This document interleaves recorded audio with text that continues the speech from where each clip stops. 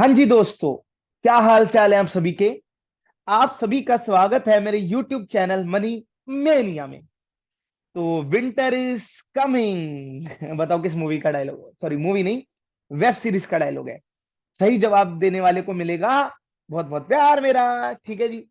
तो भैया, विंटर आ रहा है और मैंने जैसे कि बताया अक्टूबर का मंथ चल रहा है। और जितने भी शेयर मार्केट के इन्वेस्टर हैं उनके लिए अक्टूबर का मंथ बहुत ज्यादा स्पेशल होता है। क्योंकि इस मंथ में बताओ क्या आता है। क्या दिवाली आती है? हाँ दिवाली तो आती है, पर वो तो अब नवंबर में गई। क्या दशहरा आता है? हाँ दशहरा भी आता है। और हाँ सॉरी मैं भूल गया, जय श्री राम, सबको नवरात्रों की हार्दिक बधाई। ठीक है जी। ये 9 दिन सब अपना पुण्य जरूर कमाना भाई, वैसे तो हम पाप करते रहते हैं। इस 9 दिन तो अपनी जिंदगी को सुधार ले। ठीक है जी। तो वो भी आते हैं, पर शेयर मार्केट वालों के लिए एक और जरूरी चीज आती है, वो है कंपनीज के रिजल्ट। और आज आए हैं ऐसी कंपनी के रिजल्ट जो कि बैंकिंग सेक्टर की है बाप। और क्या उसमें इन्वेस्टर हो आप? वाह वाह वाह। देखो, जो मुझे जानते हैं वो जानते हैं मैं शायरी मारता रहता हूँ। तो अगर शायरियां पसंद है कमेंट सेक्शन में लिख दो, हर एक वीडियो में एक आधी शायरी आपको सुनने को मिल ही जाएगी। और आपके दिल को खुशी पाएगी। तो भाई ये तो दो हो गई। बैंकिंग सेक्टर की जो है बाप, क्या उसमें इन्वेस्टर हो आप? पहला क्वेश्चन। तो बैंकिंग सेक्टर की कौन सी बाप कंपनी है बताओ। मुझे लगता है ये तो सबको ही पता है, ये मुझे भी उनसे छुपाने की या उन्हें अलग से बताने की जरूरत नहीं है। कंपनी का नाम है HDFC बैंक, जो कि अब मर्ज हो चुकी है। मर्ज नहीं बोलूंगा, एक्वाजिशन बोलूंगा, क्योंकि मर्ज के बाद बना तो HDFC बैंक ही रहा ना वो। ठीक है, तो इसने एक्वायर कर लिया किसे? HDFC लिमिटेड को। तो इसके जो HDFC लिमिटेड के कस्टमर थे, अब वो भी किसके कस्टमर बन गए? HDFC बैंक के। तो आपको इस बार का result obviously on higher note देखने को मिलेगा। ठीक है जी। तो लोग कह रहे हैं यार इस बार का रिजल्ट हम जज कैसे करें, ये है वो है। मैं ये बताऊंगा आपको, पॉइंट्स पे नजर रखिएगा। ठीक है, अमाउंट पे मत जाइएगा, पॉइंट्स पे जाइएगा और उनके प्रोसेस पे जाइएगा। और आप जज करिए, क्यों ना करिए, क्योंकि अब जो ये वाला क्वार्टर है वैसे तो अगला क्वार्टर होगा। क्योंकि अब ये मर्जर हर क्वार्टर में ही तो फॉलो अप करेगा। लास्ट को भूल जाओ ना, आगे का फ्यूचर तो यही क्वार्टर एक तरह से सेटअप रखने वाला है। तो नंबर्स पे चले। अच्छा, वैसे HDFC बैंक के बहुत सारे जो है अपने क्या कह देते हैं उसे, सब्सिडरीज हैं, छोटे छोटे बच्चे हैं। जैसे इसमें एक HDB फाइनेंस भी आती है कंपनी। वो मैंने लास्ट वीडियो में बताया, तुमने देखी नहीं ना वो वीडियो यार, प्यार नहीं देते तुम मेरी वीडियो को, क्या कमी हो रही है यार बताओ। यार कमेंट सेक्शन में कम से कम कमी तो बता दो कि भैया ये चेंज करो आप अपने में। मैं करूंगा ना यार, मैं अपनी कमियों को सुधारने वाला बंदा हूं। मैं ग्रोथ चाहता हूं, मैं एक तरह स्टेगनेंट वे पे नहीं जाता। और मैं हर क्रिटिसिज्म को पॉजिटिव वे में लेता हूं, अनटिल और अनलेस वो क्रिटिसिज्म मुझे इंप्रूव करने के लिए हो, ना कि मुझे डाउनग्रेड दिखाने के लिए। अगर आप लोग मेरी इंप्रूवमेंट चाहते हो तो मुझे क्रिटिसाइज करो, पर वो भी बोलने का लहजा मेंटेन रखना भाई। देखो एक बात मैं आपको बता दूं, वरना गाली गलौज तो हम भी नहीं चाहते किसी की। समझ आ रही है? तो तुम देखो यार, HDFC लाइव वाली वीडियो इतना अच्छा एनालाइज कोई नहीं करता भाई। इतना इन डेप्थ तो नहीं करता, मैंने सबकी वीडियो देख ली है। मैं भी देख दाख के उनकी कमियां निकाल के फिर बनाने लगा हूँ वीडियो। अगर मेरे में भी कमी है वो बताओ, मैं खुद से इंप्रूव कर लूंगा। क्योंकि कोई और आके मुझे रिप्लेस करे मैं नहीं चाहता ना, मैं खुद को रिप्लेस कर लेता हूँ। वाह, आजकल तो डायलॉग मारने के मूड में हूँ वैसे मैं। ठीक है, HDFC लाइफ की वीडियो देखो, बहुत जबरदस्त वीडियो है। ठीक है जी। अब मैं ये बोल रहा हूँ कि इसकी बहुत सारी सब्सिडरीज है। HDB फाइनेंस, ये फाइनेंस से रिलेटेड करती है। अगर आपको कोई गाड़ी या कोई आपका application appliances, sorry application appliances चाहिए तो फाइनेंस कर देगी आपके लिए। HDFC लाइफ तो मैंने बता दी, और भी सब्सिडरीज है। तो हम ना कंसोलिडेट नहीं देखेंगे रिजल्ट, हम कौन सा रिजल्ट देखेंगे? Stand alone. क्योंकि कंसोलिडेट में ये सारी कंपनी मिल जाएंगे, हमें इनके रिजल्ट से क्या मतलब।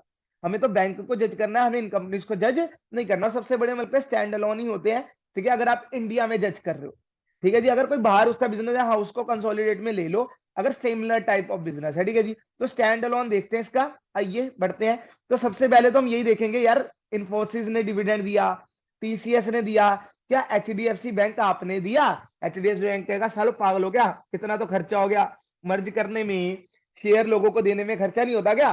ठीक है जी। और एक्वाजिशन के पूरे प्रोसेस में, ठीक है, वो रेट पे खरीदने में एसेट खर्चा होता है। तो भाई मेरे पे पैसे नहीं है, मैं डिविडेंड नहीं दे पाऊंगा। और आगे आप देखोगे भी कि कंपनी का डेट टू इक्विटी भी बड़ा है, और जो अपना share holder fund ratio, proprietary ratio भी बड़ा है, क्योंकि कंपनी को फंड्स जुटाने पड़े।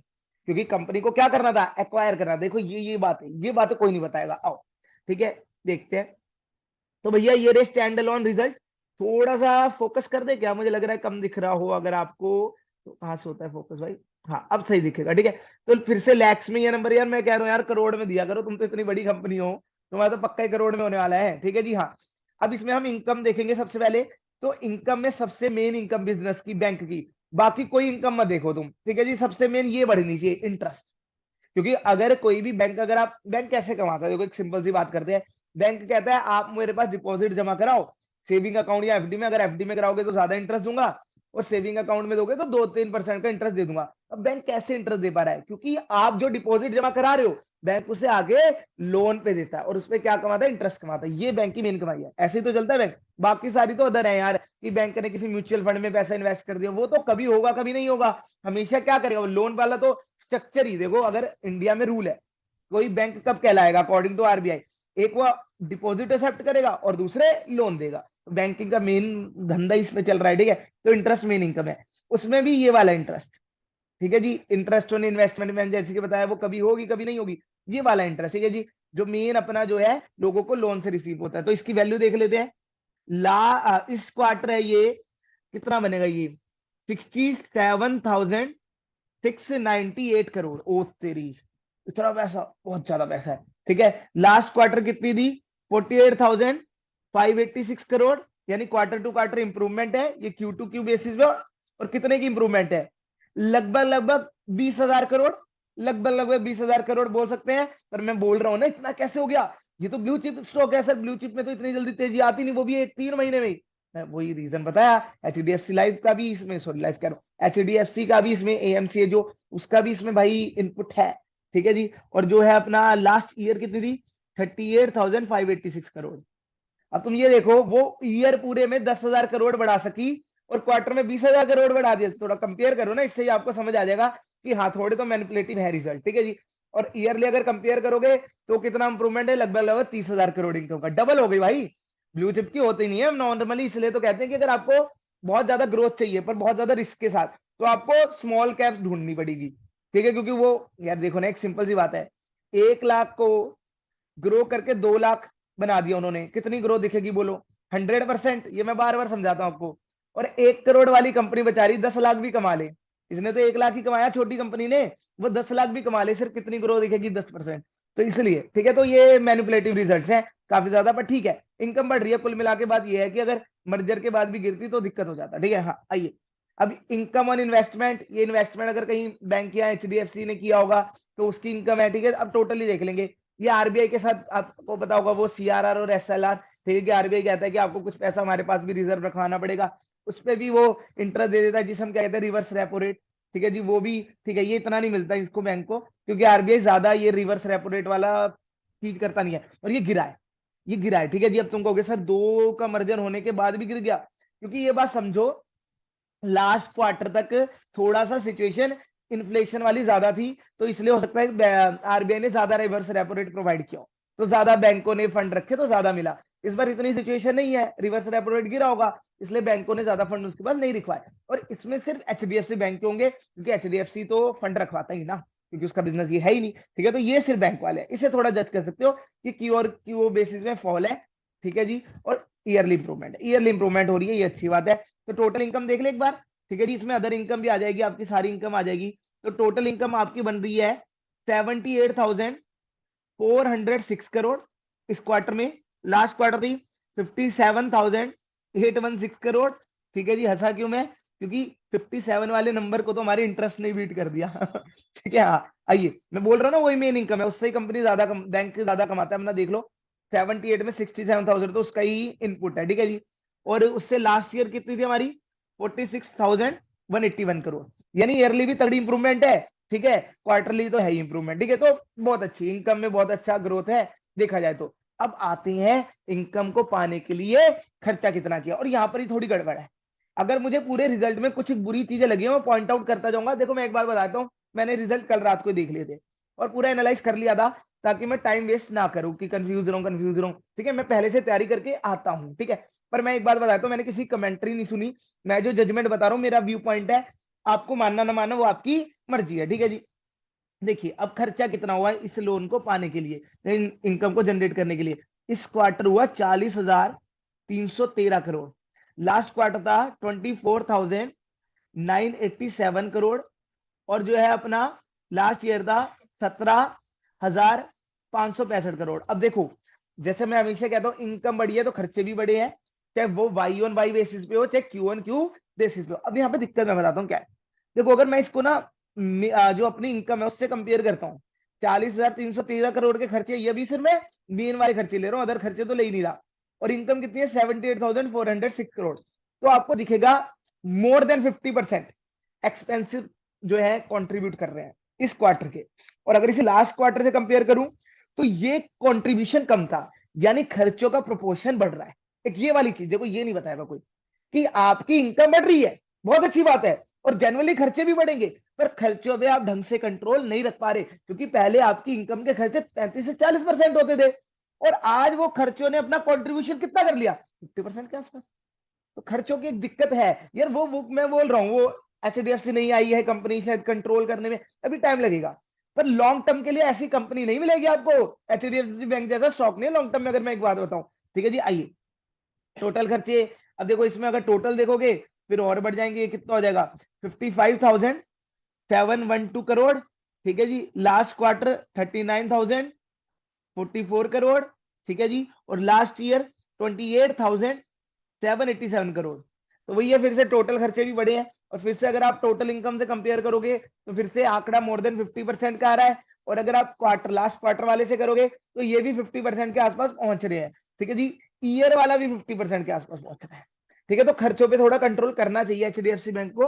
बाकी बैंकों से भी अगर एक कंपैरिजन हो जाए ना, तो आइडिया हो जाए बाकियों का खर्चा कितना कंट्रीब्यूट करता है। कोटक के आने दो रिजल्ट, आईसीआईसीआई के आने दो रिजल्ट, फिर देखते हैं उसमें, ये याद रखो पॉइंट्स। ठीक है, आओ अब देखो, एक बैंक है, उसके लिए आपकी जो मेन चीज आपको देखनी है वो है प्रोविजन। प्रोविजन बैंक क्यों बनाता है, ध्यान से सुनना। बैंक का काम है क्या, समझो, लोन देना। ठीक है जी, तो पूरा जो बिजनेस है बैंक का वो क्रेडिट पे खड़ा हुआ है। लोन देना यानी कि एक तरह से आप अपने क्या जनरेट कर रहे हो, डेटर्स जनरेट कर रहे हो, यानी उधारी का बिजनेस कर रहे हो सीधा सीधा। तो आपका, अगर आप 100 बंदों को लोन देते हो, तो मानो ना मानो तो 5 से 10 बंदे तो डूबेंगे ही डूबेंगे, क्योंकि हर बंदा लोन नहीं चुका सकता। यार अपने आसपास ही देख लो, तुम तो यार मुझे तो सारे लोन डिफॉल्टर ही दिखते हैं, तो मैं तब भी 5 से 10 का आंकड़ा ले रहा हूँ। तो बैंकों के लिए प्रोविजन बहुत ज्यादा जरूरी है। अगर बैंक प्रोविजन कम कर रहा है तो ये पॉजिटिव भी हो सकता है और नेगेटिव भी हो सकता है। अब ध्यान से सुनना, पॉजिटिव क्यों है, क्योंकि प्रोविजन कम कर रहा है, यानी कि बैंक को कॉन्फिडेंस है कि ज्यादा बंदे डूब नहीं रहे, तो एनपीए कम है, तो अच्छी बात है। और नेगेटिव क्यों है, क्या बैंक मैनिपुलेट तो नहीं करना चाह रहा प्रॉफिट्स को। तो ये आपको देखना है, इसका बेसिक जो रूट है वो कोई नहीं बता पाएगा, वो आपको जो है मैनेजमेंट ही बता सकते हैं, वो अंदर के बंदे बता सकते हैं, इनसाइडर ट्रेडिंग ही करवा सकती है कि हो क्या रहा है। ठीक है जी, तो हम तो नंबर ही देख सकते हैं। देखो प्रोविजन देखते हैं, आइए।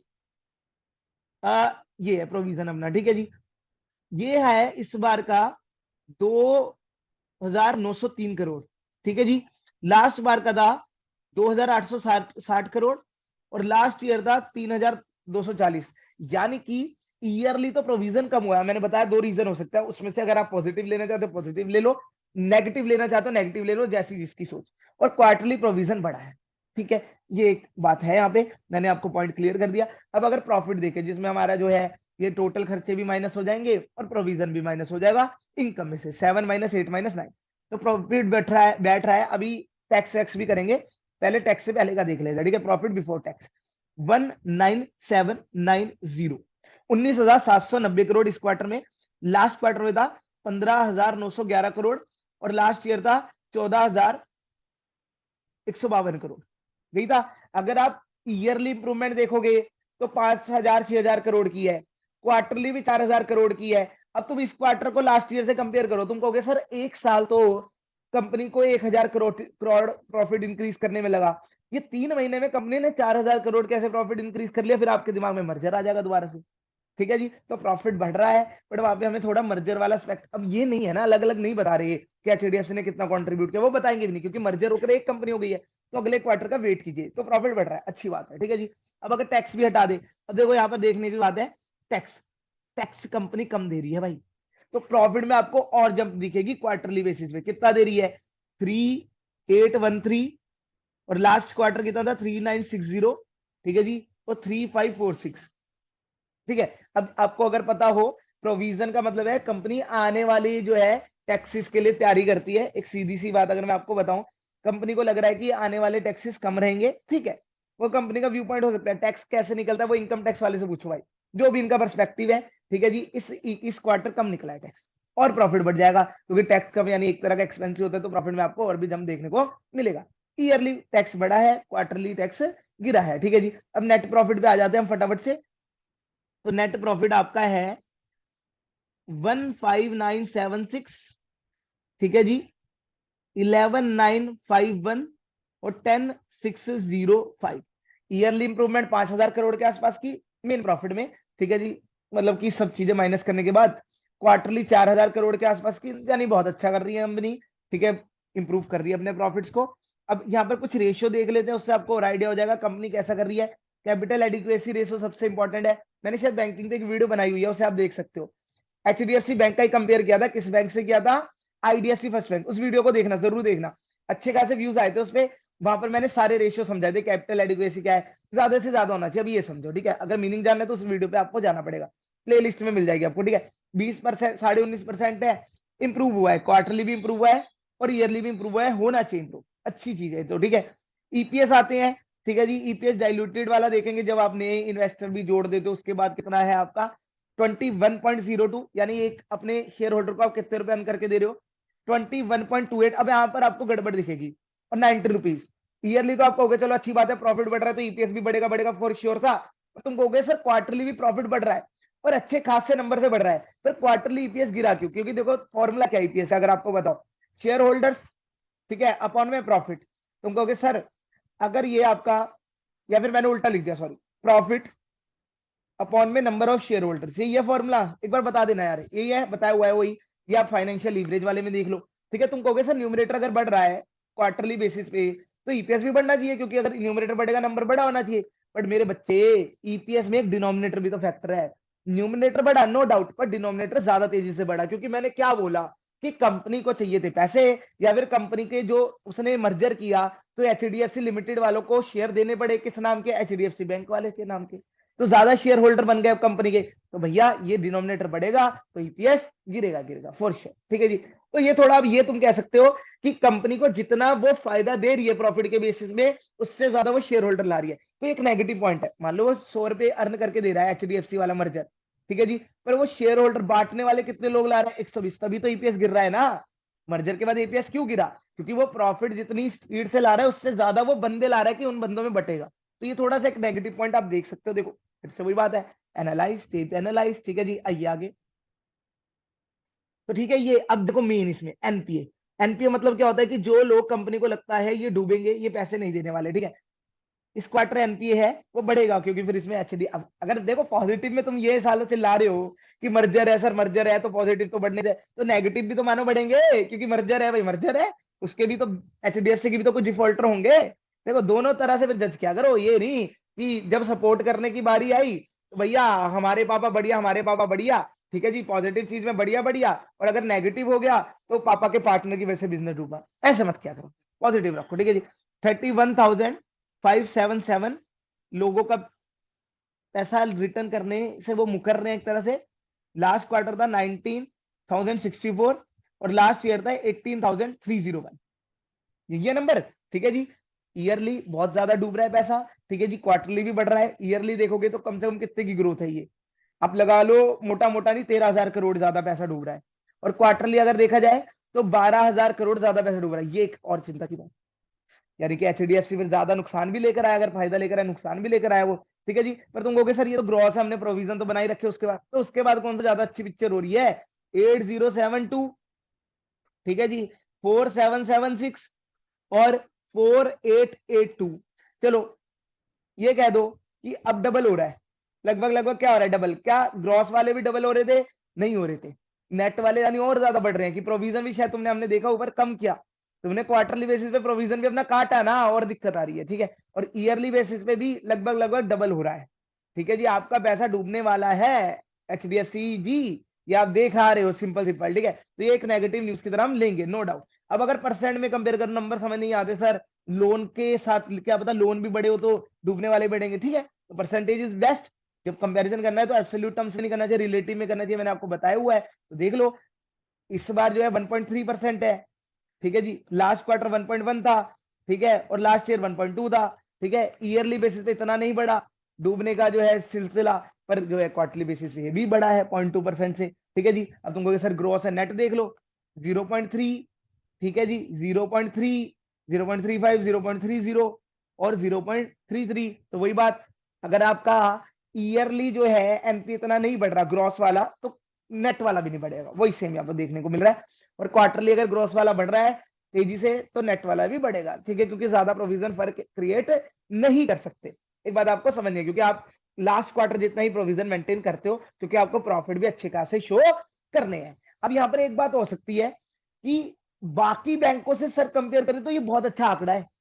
देखो ऐसे है ना, एक टॉपर है, उसके अगर 99 मार्क्स आए, ठीक है जी, लास्ट पेपर में उसके 99 आए, अब 95 आए, तो आपको लगेगा यार नहीं नहीं यार टॉपर कुछ गलत कर रहा है। बट आप पूरी क्लास से कंपेयर करो, पूरी क्लास से कंपेयर करो, तो आपको लगेगा टॉपर तो अभी भी बाप तो बाप ही है, बाप तो बाप ही है, ये लगेगा ना। तो बाकी बैंकों से कंपेयर करो तो एनपीए बहुत अच्छा है, आपने बहुत कंट्रोल कर रखा है। सिर्फ 0.35% आपके लोन डूब रहे हैं, जबकि आप इतने लोन देते हो क्योंकि आप बैंकिंग सेक्टर के पापा जी हो। तो बहुत अच्छा आंकड़ा है, एचडीएफसी बैंक डिमोरलाइज नहीं होना, ये बहुत अच्छा नंबर है, मैं आपको बता रहा हूँ। ठीक है जी, बाकी आप एसबीआई से करो कंपेयर, पीएनबी से करो कंपेयर, या और लो आईडीएफसी फर्स्ट बैंक की भी वीडियो बनाई होगी, उससे करो कंपेयर, कोटक से करो कंपेयर, अभी आएंगे रिजल्ट। ये नंबर याद रखो सारे, क्योंकि बैंकों का मैं करूंगा एनालाइज। तो ये बहुत अच्छा नंबर है, आपको इसीलिए दिख रहा है बुरा क्योंकि वो लास्ट क्वार्टर तक और अच्छा कर रहा था। पर यार एक मर्जर भी तो आया है, उसका भी तो पैसा डूबेगा ना। तो यहाँ पे बिठाओ, मैं तारीफ नहीं कर रहा, देखो मेरे पास, देखो मैं पहले बता देता हूँ, मैंने खुद ले रखे हैं स्टॉक इसके। तो हो सकता है कि आप सोच रहे हो सर मैनिपुलेट करेंगे, सीधी सी बात है बाइस, ठीक है जी, जो अपन कह देते हैं बाइसनेस आ जाती है जिसके साथ हमारा प्यार होता है। ठीक है, बाइसनेस बिल्कुल नहीं है, नंबर से भाई मैं सच बोल रहा हूँ। ठीक है जी, बाकी आपकी मर्जी है, मैं तो एक राय ही दे सकता हूँ। नेटवर्थ, ठीक है जी, या आरओए, रिटर्न ऑन एसेट्स, ठीक है जी, ये अपना जो है ये भी गिरा, यानी कि जो नए आए हैं एसेट्स वो इतने बढ़िया क्वालिटी के नहीं है, इसलिए गिरा होगा, सीधी सी बात है, 0.1 से गिरा, पर गिरा तो गिरा ही है। ठीक है जी, अब बाकी मुझे लगता नहीं इसमें कुछ भी हमें देखने की जरूरत है। बाकी हाँ, डेट टू इक्विटी देखो, ये मैं कहता, ये समस्या की बात समझना।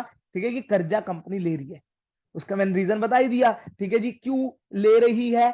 अब यहां पर एक सिंपल समझो, एक तो मर्जर के लिए पैसा चाहिए, दूसरा जो एचडीएफसी आया है, क्या पता उस पे कर जाओ, हमें नहीं पता ना कि उसमें क्या था। देखो उसकी बैलेंस शीट आप स्टडी कर सकते हो, अवेलेबल है, तो करनी क्यों है जब मर्जर बन गया। ठीक है, तो ये भी बढ़ेगा डेट टू इक्विटी। या आप कह सकते हैं एक और सर चिंता की बात, 0.38 से जो है 1.25 हुआ, अच्छी खासी जंप है डेट टू इक्विटी के हिसाब से देखे। पर मैं कहता हूँ 2 टाइम्स तक कंट्रोल में होता है, जिसने मेरी वीडियो देखी है। तो फिर वही है, टॉपर को खुद से कंपेयर कर रहे हो इसलिए देख रहे हो कि बुरा कर रहा है, पर वर्ल्ड से करो या बाकियों से करो, अडानी कंपनी का डेट टू इक्विटी देखो, ठीक है, तो बहुत सही कर रहा है अभी भी, 0.44 से 1.25 हुआ है, तो बहुत अच्छा है। Total debt to total asset ये भी बढ़ेगा, क्योंकि डेट बढ़ रहा है तो एसेट्स में डेट का कंट्रीब्यूशन भी बढ़ेगा। जब ये नंबर बढ़ रहा है, ठीक है जी, इक्विटी के कंपेयर में डेट बढ़ रहा है, तो एसेट्स के कंपेयर में भी तो डेट का कॉम्पोजिशन बढ़ेगा।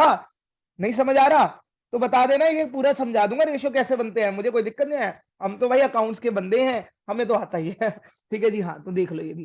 तो ये थोड़े नेगेटिव पॉइंट्स भी मैंने डिस्कस कर लिए। ठीक है, बाकी चीजें इतनी देखने वाली नहीं है कि सेगमेंट वाइज कहाँ से अर्निंग हो रही है, वो इतना मैटर नहीं करता। आप सभी को पता है, जो जो जानते हैं एचडीएफसी को अपनी नजर में बनाए रखते हैं, वो कहते हैं होलसेल से सबसे ज्यादा कमाता है, वो दुनिया को पता है। अभी भी देख लो होलसेल वाले नंबर ही जो है लीड ऑन कर रहे हैं, पर रिटेल बैंकिंग पे भी एचडीएफसी फोकस करने लग गया है। और होलसेल पे करता था वो बहुत पुरानी बात हो गई है, कम से कम 3-4 साल पहले की। अब देखो रिटेल के नंबर ज्यादा बढ़ के आए, रिटेल ने ज्यादा कमा कर दिया। ठीक है जी, होलसेल अभी भी देखो इंक्रीज हो रहा है, और होलसेल का बिजनेस में ज्यादा रिस्क होता है या रिटेल में ज्यादा रिस्क होता है, ये भी एक कॉन्ट्रोवर्शियल टॉपिक हो सकता है। क्योंकि होलसेल में अगर आप ट्रिपल ए वाली कंपनी को दे रहे हो जिनके रिकॉर्ड अच्छे हैं, तो कोई रिस्क नहीं है। और रिटेल में आपको पता नहीं लगेगा बंदा जो क्रेडिट स्कोर अच्छा भी कर रहा है, क्योंकि इंडिविजुअल है ना, क्या धंधा करता है, क्या मैनिपुलेशन तो नहीं कर रखा, तो रिटेल को भी आप रिस्की बोल सकते हो। और एचडीएफसी बैंक इजीली लोन भी नहीं देता, ये मैंने आपको उस दिन भी बताया था जब मैं कंपेयर कर रहा था। इसके आपको एनपी दिखेंगे भी नहीं इतने, मैंने बताया ना 0.3 तो है। चाहे परफॉर्मेंस गंदी हुई फिर भी कहां तक गंदी गई। ठीक है, तो अच्छा है क्योंकि पूरा ये क्रेडिट कार्ड, ठीक है, लोन सब देख दाख के देता है। और ये मुझे थोड़ा बुरा सा भी लगा, मेरे साथ किया इन्होंने बुरा सा थोड़ा। चलो वो किसी और बात में डिस्कस कर सकते हैं हम। ठीक है, तो बहुत अच्छा रिजल्ट है, मैं ये बोलूंगा। कुछ कमियां वो आपके साथ डिस्कस कर लिया है। अगर आप यहाँ पे भी देखोगे बोरिंग्स बढ़ रही है। ठीक है, जब डेट टू इक्विटी बढ़ रहा है यानी बोरिंग तो बढ़ी रही होंगी, डेट अगर बढ़ रहा है तो डेट में क्या बढ़ रहा होगा, बोरिंग। और डिपॉजिट्स भी बढ़ रहे हैं, ये आप चेक कर सकते हो नंबर। ठीक है, तेजी से ही बढ़ रहे हैं क्योंकि वो रेशियो तेजी से बढ़ रहा है, तो ये भी तेजी से बढ़ रहे हैं। लगभग लगभग 4 टाइम्स के आसपास बोलूंगा, 4 टाइम्स तो नहीं, 3 टाइम्स से ज्यादा। ठीक है जी, देख लो 20,000 करोड़ से 70,000, यार ये 70,000 या 7 लाख है, देखना पड़ेगा। 716674, 7 लाख है जी, 7,16,774। और लास्ट क्वार्टर तक कितनी थी? 2,68,007। 2 लाख, 2 लाख, 2,06,000, सॉरी, 2,06,870। तो वही है कि डेट बढ़ रहा है, ये एक है चिंता की बात। ठीक है। ऑपरेटिंग एक्टिविटी से कितना कमा रहा है, वो सारी चीजें तो ठीक ठाक कमा रहा है, ऐसे कोई बुरी बात नहीं है। ठीक है। ये 6 मंथ्स का होता है कंपैरिजन, ये आपको थोड़ा सा बता दूं। ठीक है। आप देख लो कि सर इतना पैसा वो खर्च कर रहा है एक क्वार्टर में, नहीं, 6 मंथ्स का कंपैरिजन है। तो ये देख सकते हो आप। इन्वेस्ट कर रहा है कि नहीं कर रहा है, ये अच्छा नंबर होता है। इन्वेस्टिंग ज्यादा होनी चाहिए। ठीक है। उसमें तो आउटफ्लो ही होना चाहिए, इनफ्लो इन्वेस्टिंग का बुरा होता है। अगर थोड़ी बहुत आपको नॉलेज हो, ठीक है जी, ये भी अगर बोलोगे, इस पे भी एक वीडियो बना दूंगा कैश फ्लो पे अलग से। ठीक है। तो ये भी नंबर आप देख सकते हो। ठीक है। बोरोइंग वो जो शुरू से इशू है, ये तो डबल दिख ही रहा है, हमें कोई दिक्कत ही नहीं है इसमें। ठीक है। तो बस ये था यार, एचडीएफसी बैंक के हमने रिजल्ट डिस्कस किए हैं। वीडियो अच्छी लगे, इतना in depth analyse her bank का चाहिए या हर किसी कंपनी का चाहिए, तो चैनल को सब्सक्राइब जरूर कर लो। और भैया बेल आइकन को प्रेस कर दो, क्योंकि तभी तो आपको नोटिफिकेशन, घंटा घंटा बजा दो, तभी तो आपको नोटिफिकेशन मिल पाएगा। ठीक है जी, सभी को नमस्ते, बाय बाय।